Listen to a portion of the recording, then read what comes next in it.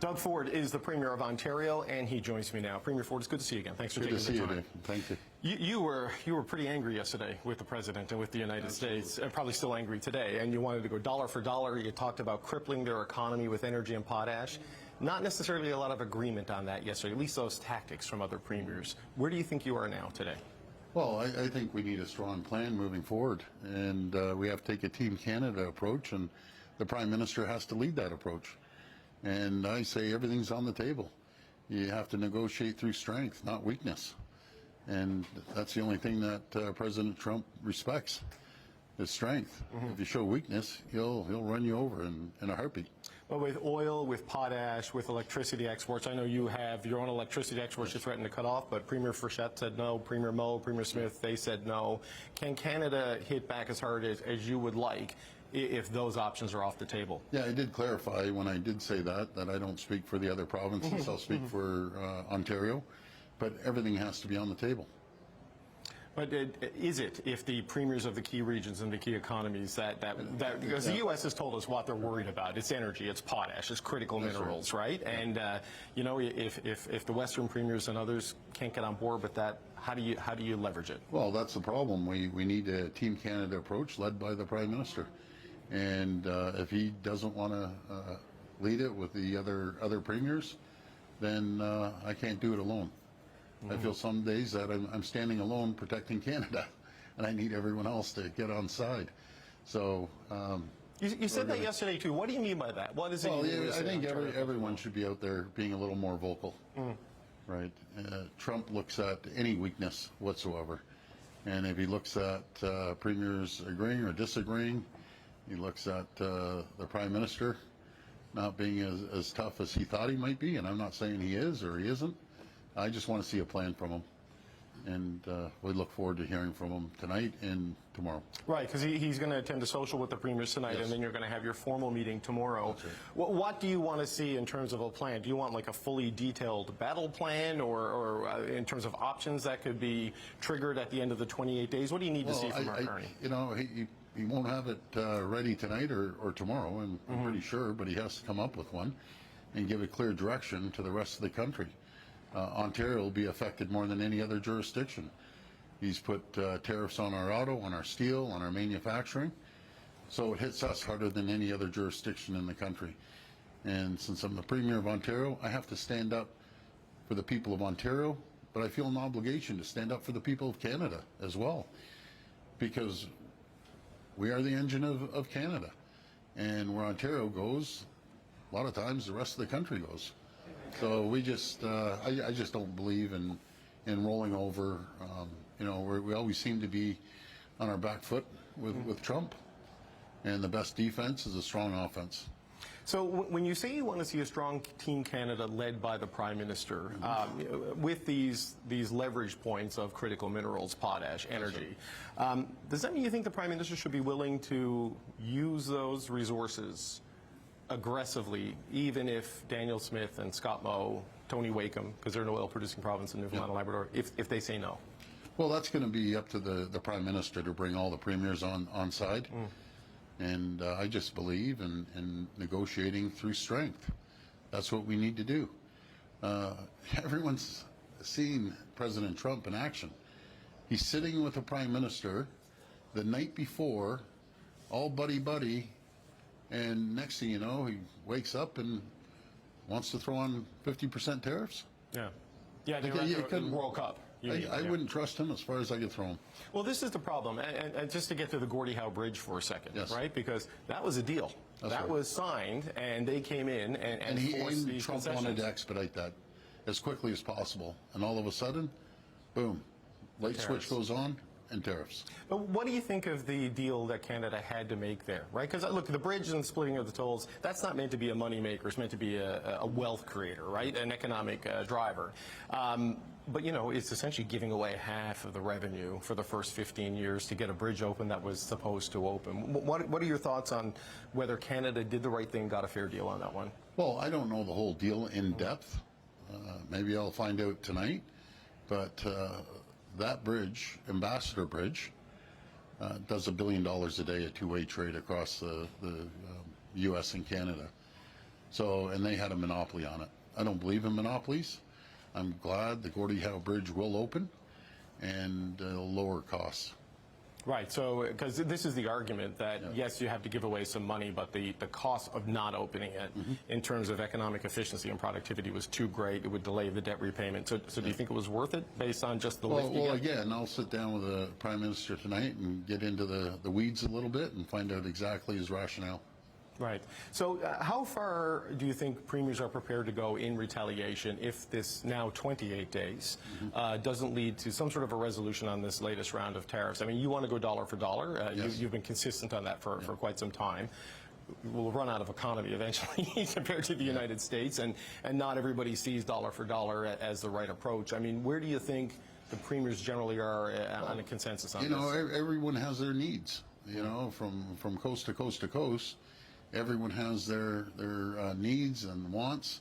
I'll tell you, here in Ontario, if we're a standalone country, which I never recommend, we'd be the U.S.'s third largest trading partner. We do approximately $500 billion of two-way trade with the U.S.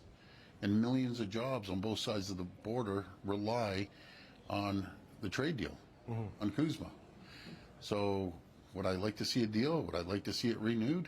100%. Remember, Donald Trump said it was the greatest deal ever, the first go-around. Now I guess it's not the greatest deal.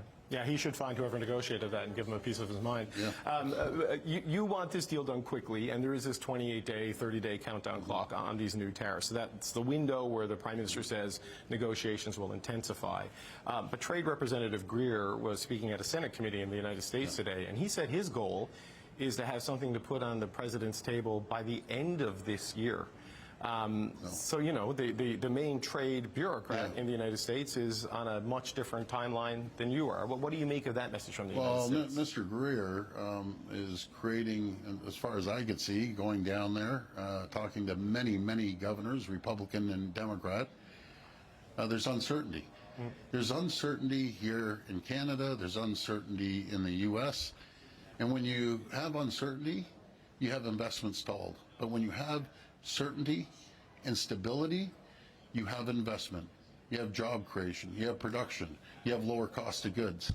And the governors, they see it. And if I didn't know they were Republican or Democrat, what I can tell you with my trips down there, the ground is shifting. The ground is shifting, that they're getting impatient. They want investment, as we do, and they want certainty and stability. And if you keep dragging this out, well, there's not going to be certainty. The business community has made the same case, the American business community. They've made the same case you're making right here in the process where they made the presentations to the trade representative, that thanks for trying to help, but please stop trying to help because it's not actually helping anymore. But the president seems really focused on things like the stock market, where the artificial intelligence boom is sort of juicing the numbers up and sort of masking the hit on traditional manufacturing and exporting. Do you get the sense the ground may be shifting? We may see that in the midterms, but do you get the sense it's making it all the way up to the top levels of the White House? Well, I don't know if he really hears from the manufacturing sector, which is massive in the U.S. It's massive here in Ontario and across the country. And, well, you looked at the numbers. We took a dip in June, and the employment numbers, very small one. But if you look at April and May, Ontario created the climate for 84,800 jobs, full-time jobs in Ontario. That's 647% more per capita than the entire U.S. when they were creating 115,000 jobs. And out of those 84,000 jobs, we had over 21,000 manufacturing jobs here in Ontario because we've never raised taxes. We've lowered them by $12 billion each and every single year. We've cut red tape and regulations by $1.3 billion, creating the environment and conditions for companies to come and invest in Ontario. Right. And since we've been in office, we've seen over $222 billion of investment right here in Ontario. Okay, just one last question before we let you go, because I know you got to get to the news conference. But with this Team Canada approach that you're talking about, and your frustrations where you feel you're going it alone a little bit, I'm not sure if the other premiers would agree with you. I don't know if you had any feedback on that. But the Prime Minister will come here tonight. He'll lay out some sort of a plan tomorrow.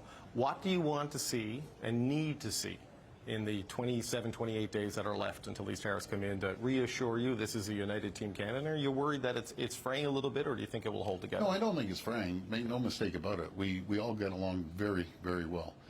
But the needs of maybe BC or Alberta or out in Nova Scotia or here in PEI, it's different than Ontario. And everyone has different needs. Our need is to continue making sure that we see manufacturing. We need to see a strong auto sector, a strong steel sector. That's what we need to see. And I'd like to hear the plan as we move forward. It's absolutely critical that we have a strong plan led by the Prime Minister. Not by the premiers. Premiers can work together. We always do work together. But we need a strong plan from the federal government. Are you confident you're going to see at least the framework of that tomorrow? I don't know about the entire framework. I'd like to hear his comments and what his thoughts are. It doesn't have to, cross the T's, dot the I's, but we need to see the vision. Right. Where are we going? How can we make Canada more competitive? How can we make sure that we attract investment here in Canada? We are, and I'll speak for Ontario, is an energy powerhouse. No matter if we're leading the G7 with SMRs, small modular reactors, large-scale nuclear, our critical minerals, and that's what the world wants. The world needs our energy, but more importantly, the U.S. needs our energy, right. More than anyone. We power 1.5 million homes and businesses in New York, Michigan, and Minnesota, and that's a lot of homes. Right. So I just want to make sure I'm not misunderstanding, and I'm not trying to create false division and drama. But you're confident. Have you drank out of this? Yeah, that's for you. That is for you. Sure? You go I don't right want to ahead. turn into a CBC reporter. Thank you. It's just water. Okay. There's nothing more Okay, than go that. ahead. But you're confident Mark Carney will have that plan. You are confident in the Prime Minister's ability to deliver on this, or not? You I are have concerned. confidence in the Prime Minister. Okay. We've always got along. He has a business mind.